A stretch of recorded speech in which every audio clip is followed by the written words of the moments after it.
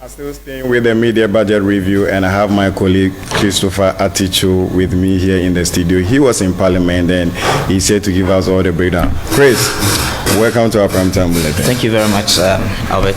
Now, can you tell me the highlight of the media budget review? Okay, so basically the media budget review is centered on the 2022 budget that seeks to promote entrepreneurship in the country. So the president or the finance minister is expected to act according to the Public Financial Management Act 28th session of it, and it was expected to be at 10 in the morning, but it was later shifted to 1, and then proper sitting, or he actually got to the house somewhere around 1:46, and then he got into the chamber to present the statement somewhere to thereabout. So some of the notable issues that was expected to be covered include I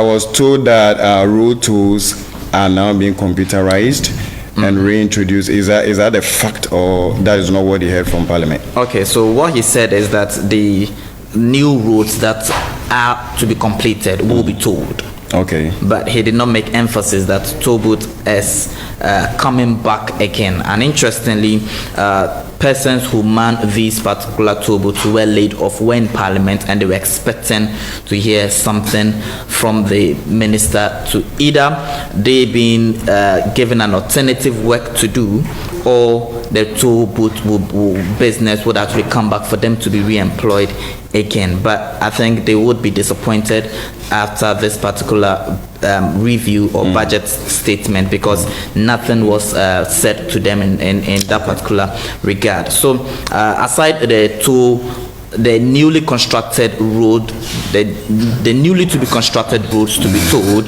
the other issue that actually came up was... So I want you to clarify this for our viewers. Does it mean that the existing toll booths that were closed are not going to be reopened, but only new roads will be now tolled? Yes, that exactly was what the finance minister meant by saying new roads will be tolled. Okay. Now let me take you on the issue of youth employment. Since YouStart was a big issue in the 2022 budget, in this review, was there a mentioning of YouStart? Yes, YouStart was definitely one of the things that the finance minister talked about, and he says that its implementation will be in September.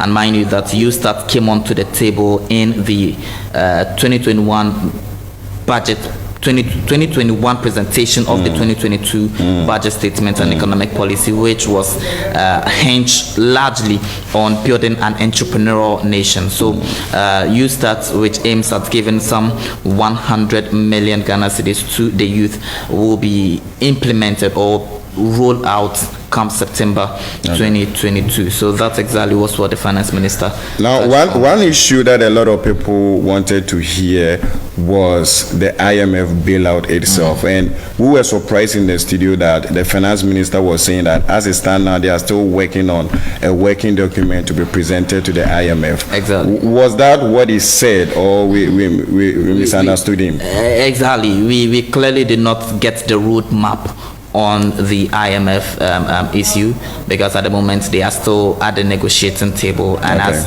the president already said, that his government would actually negotiate effectively on the part of the country. So IMF was not largely, although it is one of the major concerns that we really wanted to hear, but the finance minister did not touch largely on the IMF to make us know the roadmap towards its dome. Now let me take you on this before you leave. E-levy was a big issue. A lot of people thought that, having suffered the fact that a lot of Ghanaians were not subscribing to it anymore, we were thinking the minister will actually reduce the rate, because a lot of the civil society organizations were predicting 0.5. Sure. Did he touch on e-levy at all? He didn't. He didn't also touch on e-levy, and as it stands, e-levy still remains the same. It is 1.5% on all transaction transfers. So it's although that was one of the major things that the minority also expected him to also touch on. And interestingly, reactions from the minority clearly indicate that the finance minister did not present the true state of the economy as at now, because you clearly recall that even the Arise Ghana demonstration demonstrated based on the scrapping of the obnoxious e-levy, and they presented a petition to the Ministry of Finance, which was received by the two deputy ministers, John Kumar and then Mrs.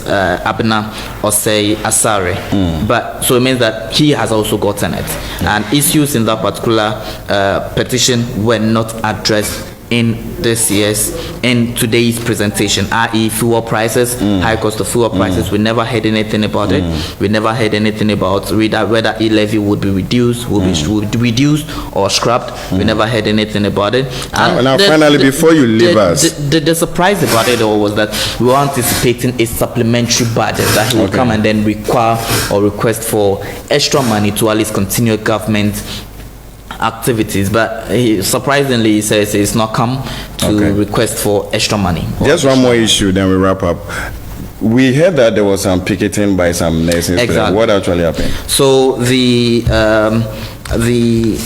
what's the name? The Nurses Assistant Clinical and then the Nurses Assistant Prevention of the whole health fraternity within the health-wise space.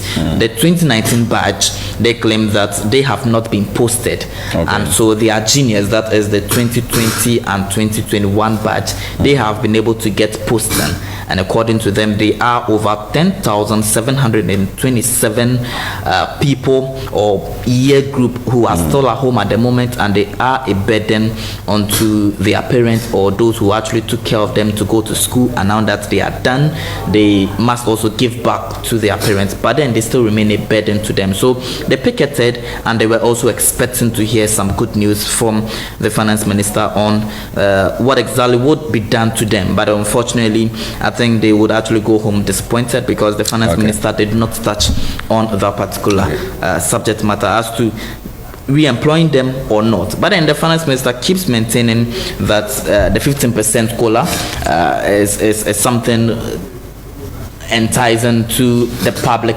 workers at the moment. So thank you so much, Christopher, for coming through and keeping out to speed as to what happened. Thank you very much. That is my colleague Christopher Aticho keeping us out to speed as to what happened with the media budget review. I'm taking